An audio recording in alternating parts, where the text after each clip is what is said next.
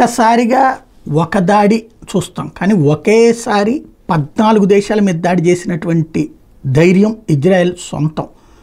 అలాగే ఇప్పుడు మళ్ళీ 1+4 అటాక్, ఒక పక్కన సిరియాలో అటాక్ చేస్తుంది, ఇంకో పక్కన యెమెన్లో అటాక్ చేస్తుంది హౌతీల మీదన, మరొక వైపున పాలస్తీనాలో అటాక్ కంటిన్యూ చేస్తుంది, లెబనాన్లోకి గ్రౌండ్ ఫోర్స్ అటాక్ ప్రారంభించేసి ఇజ్రాయెల్కి సంబంధించిన ఆర్మీని దెబ్బ కొట్టడం కోసం హిజ్బుల్లా వాళ్ళు గ్రౌండ్ సైన్యం రావడానికి లెబనాన్ మీదకి రెడీ అయ్యారు.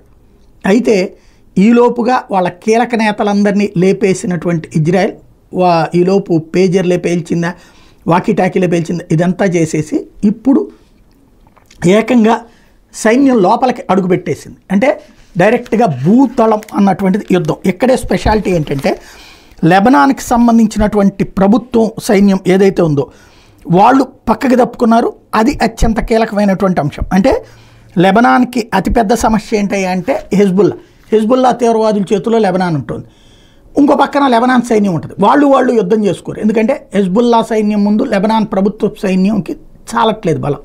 ఇప్పుడు లెబనాన్ సైన్యం పక్కకి తప్పుకుని ఇజ్రాయెల్ సైన్యానికి తన దేశంలోకి ఎంట్రన్స్ ఇచ్చేసింది. తద్వారా ఇప్పుడు వీళ్ళు వెళ్ళి హిజ్బుల్లా వాళ్ళ అంతు చూస్తే ఆ తర్వాత ప్రశాంతంగా దేశాన్ని పరిపాలించుకోవాలని చెప్పి లెబనాన్ ప్రభుత్వం అనుకుంటుంది, సైన్యం అనుకుంటుంది.